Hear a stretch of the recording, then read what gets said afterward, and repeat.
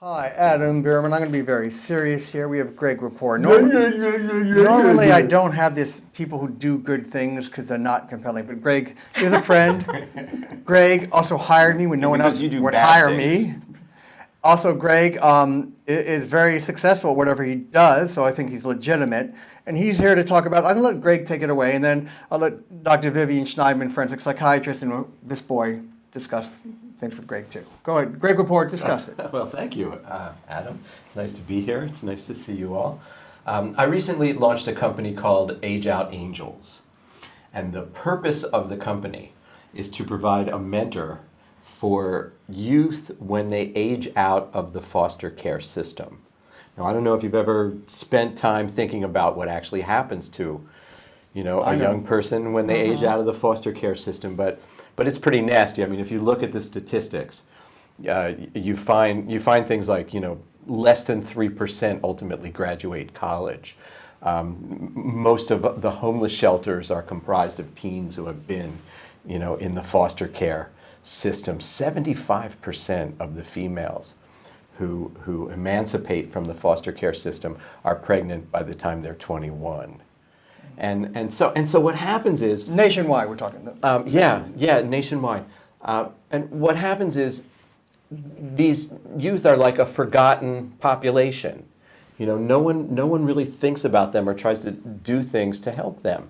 And so they basically age out of the foster care system somewhere between 18 and 21. That's if they haven't been adopted. I mean, right? it's so stupid that boom, out. All of a sudden you're out. Fend for yourself. Well, yeah, I mean, it's not quite that dramatic, but it feels that way to them. How do you define foster care system? Well, now that's an interesting question because there's really only two ways to become a foster child. You either have to be abused, neglected, or both. And so the children who are in foster care actually suffer trauma twice. First they suffer trauma in their homes. They're abused, neglected, or both, right?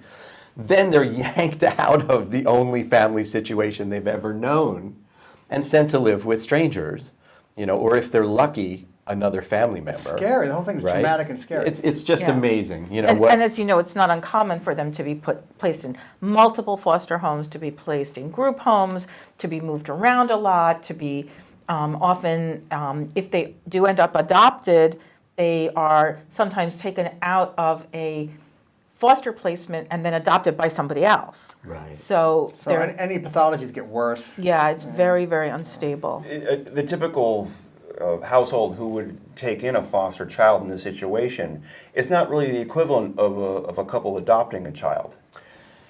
It can be. It can be. It's a bit of a crapshoot. I mean, there certainly are houses where people make their living by bringing foster kids in. They'll have 4 or 5 bedrooms, right? And they'll have 1 or 2 in each bedroom, and that's how they make their living. There are couples who are trying to have biological children but turn out to be infertile, and decide that they want to try to foster to adopt. And that's kind of another weird sort of situation because the whole point of the foster care system is to reunite the child with their biological parents. If possible. So if you're a couple thinking we'd like to adopt, let's see if we can help a foster child, right? There's a very good chance that you will have that child live with you for a while, and then the court will say, okay, good, send them back to their biological family. And that may not be permanent, so they may get pulled out again, and they may come back to you, or they may go to another family. So they can yo-yo. Consistency is not a byword. I assume that a typical foster care family doesn't put the kind of financial resources into the child that a truly adopted child would have. Probably not. I mean, if they were going to do that, if they were going to put the financial resources behind it, I would think they would make a move to adopt and make it be illegal. Well, actually, I can answer that. The adoptions in New Jersey through the division of what's now called the Division of Child Protection and Permanency, which is kind of a funny new name that they've chosen for themselves. They're not actual adoptions the way an adoption is that we think of adoption. We all have peers that were adopted. The parents find a child that needs a family and they get adopted, and that becomes the child of the family. But these adoptions are a little bit different because the state continuously provides some sort of benefits for the child. That's the deal that they make for these adopted children. So they're not fully adopted. They're sort of partially adopted. See, I wanted to get to the heart of that shocking statistic that I heard in there, that only 3% of these children graduate from college. Yes. And what are the reasons for that? Can I move the envelope though a little bit? No, answer the question. Okay, well, there are several reasons for it. An interesting way to look at it is it's possible that the child has been moved from school to school, 7 or 8 times in situations where curriculum is different. It's almost like a throwaway child. And you can certainly use that term to describe it. And the records may not even follow through. I know a gentleman who's 81 years old, lives in Florida, was a foster child, and graduated high school at the age of 16. And I said to him, "You must be very bright to graduate." He said, No, they had no idea how old I was or what grade I was in, so they just graduated me. Jeez, just push you through. Right? So yeah, It's easier. So let's cut to this. Greg, you've been successful in everything you've done. Entrepreneur, retail, manufacturing. You've always been invested in the community. Elks, your local temple, Boy Scouts, everything. I mean, the list goes on. Why at this time have you decided to do? I mean, you're too nice for me. You want to take all your skills and your wife and everything else, and in event planning, resource, you write very well, and do Age Out Angels. And it says here you want to serve the age out community and bring the challenges of age outs into the national forefront through an organization funded to serve age outs and produce results over the long term. So how are you funded? What are the results going to be? What's going on? Well, the whole thing is that across the country there are 400,000 children who are in foster care. And every year about 20,000 or so age out of the system. A small town. Without being adopted. Yeah. And I mean, what happened to me was a calling. It hit me one day. I was in the library. I was researching the possibility of starting an adoption agency because I have 2 children who are adopted, so that kind of makes sense, right? That I would move in that direction. And I discovered that it's really not a great time to do that, to launch an adoption agency. The well of available children isn't as good as it was when I was adopting. And I came upon a book called On Their Own by Martha Shirk and Gary Stangler. And it's simply 9 or 11 chapters that are anecdotal of the stories of what happens to children when they age out of the system. And I sat there in that library and I read that book for like the whole day. I finished it and it just spoke to me. Each chapter I read, just sucked me deeper into the plight. And here's the thing, here's the mind-boggling thing.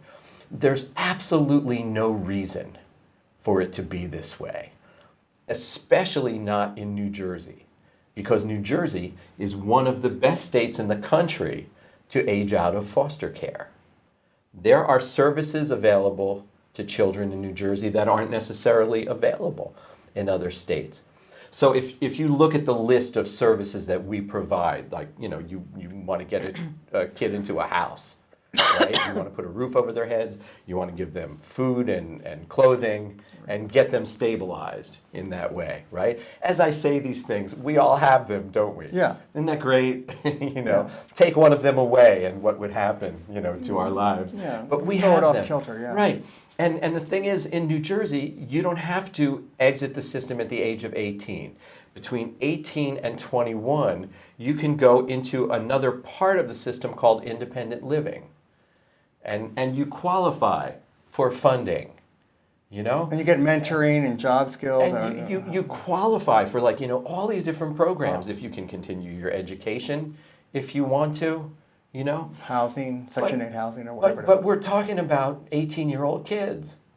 Right? And we're expecting that even though DCF does the best job that they can do, they really do. I mean, DCF gets hammered every time something goes wrong, but they never get praised for the 10,000 things that go right. No, it's not good. It doesn't make that news doesn't day. make the news, right?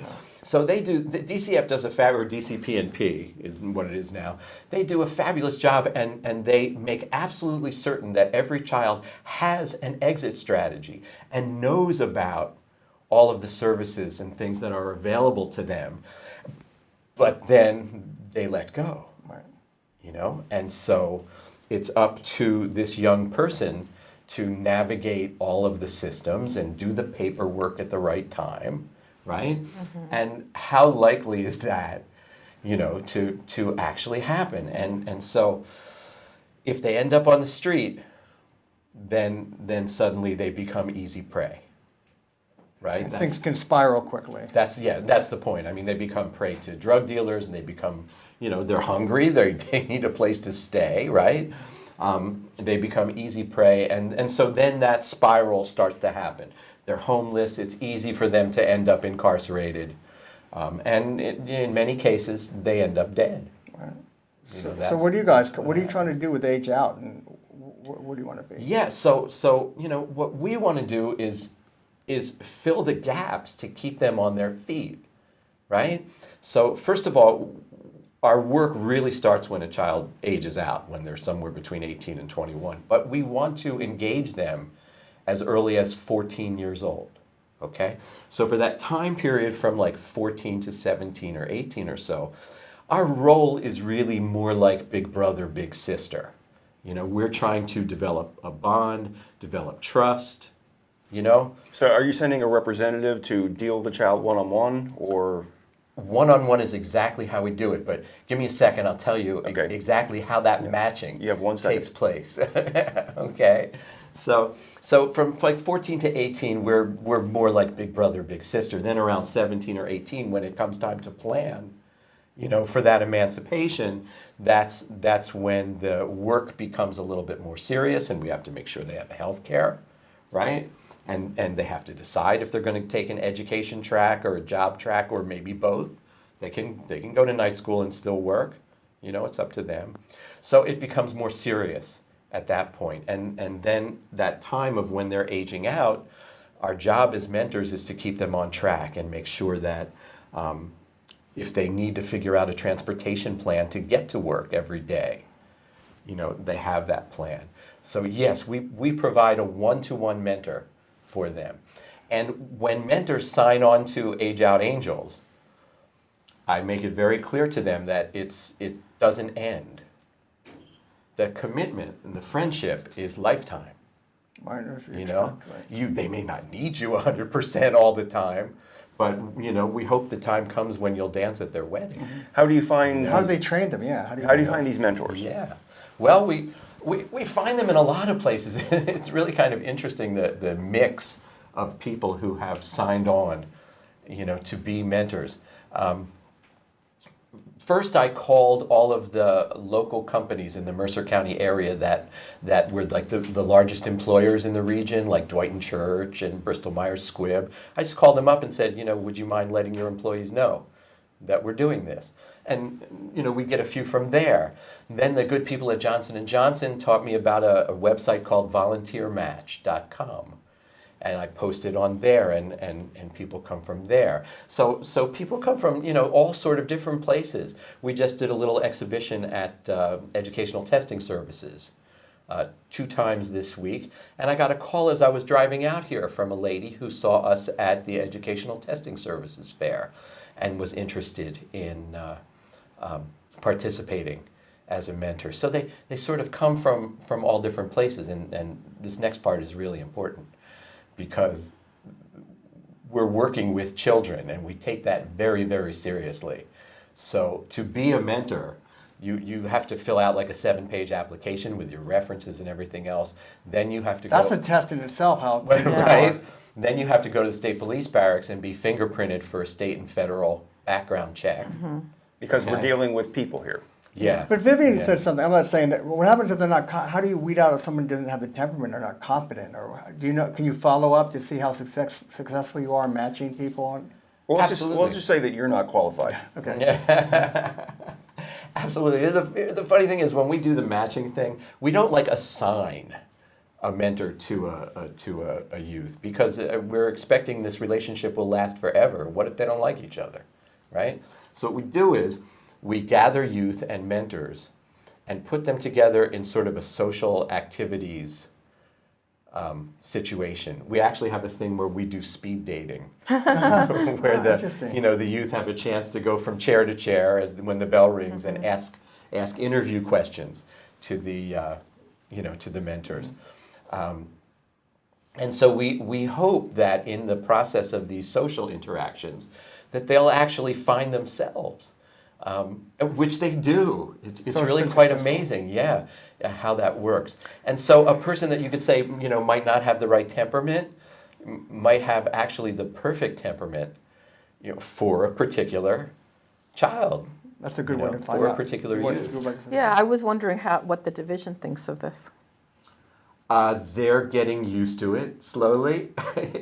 It takes time. The thing about DCP&P is, and they're wonderful, and I should give a shout out to Jessica Trombetta because she's just been That's the absolutely Division of wonderful to Children and me. Family Services, or Yeah. whatever it's called, New Yes. Jersey, state of New Jersey. Okay. Yeah, but they realize that they have no oversight over us. We don't take any money from the state for any kind of projects or anything like that. So before they just start turning children over to us, we're jumping through a series of hoops to make sure that they feel good about what they're doing. How long does it take to train a mentor?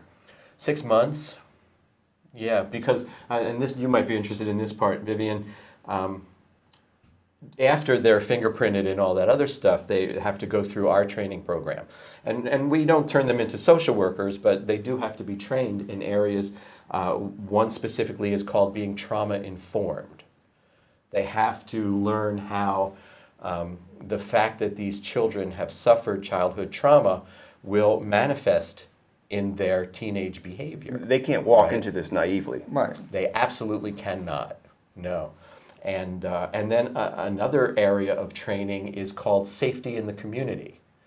Lots of times people volunteer to do this and they've never had experience walking into the environment that they're going to go into, right? When they want to encounter with these children directly. And that's not a terrible thing, but they have to understand how to do that safely. Right. And there are sort of rules. You're preparing them for success too, hopefully. They're not going naively. The most important thing in the world is that they come home at the end of the day. Well, we have about 3 minutes. or so. This takes a lot of commitment from the aspiring mentor to say, well, I'm going to have to go through 6 months of training even to start. Normally a volunteer thing, you come in, why volunteer, or they put you to work right away. Yeah. But obviously, Yes. you need the 6 months to, Yeah. to get them totally up to standard. And during that 6 months, you can participate in the social events. With Okay, the so kids. when the kids are together and all the mentors are together, Yep. you can't be one-on-one So, with the child. so they're getting used to the process too. But yes, they're meeting children and they're thinking maybe I could do my training faster because I fell in love with this person, and I want to help them right away and they need my help. So there's a dynamic that exists there to keep them in context. In our remaining time, though, do you want to give how anyone in this community can reach out and be of help to your Age Out Angel, so you can help kids? What's the website? Where they? Yeah, the best way to access us is through our website, and that's www.ageoutangels.org. Okay, and you'll find a ton of information there about what we're doing and how we're doing it, and you can communicate with us And how long have you been doing it? through there. So This far? is very new. I mean, Right. I formulated the corporation in 2015, but our 501c3 public charity status was just approved last February. And right now we have 15 active mentors and 11 youth that we're working with. And that number is now increasing every day. So will you come back? You're Promise? a startup. We are a startup, but I on the way over here, 2 phone calls. One phone call was the mentor I told you about, who wants to be a mentor. Another phone call was from a lady who has 2 children, twins, in 9th grade in a kinship program. She's their aunt, taking care of them. Can you get someone to mentor Adam? Anyway, And, I'm being told. So will you promise that if you want to come back? I haven't done anything bad so far. Just tell me when you want to come back. So I like to update to Oh, see that'd how, be great. and hear some success stories and Yeah. stuff. So just, shout out to me anytime you want. We'll get you on the show. That'd be wonderful. Well, Thank you. Greg Rapport, Age Out Angels, and we'll be right back.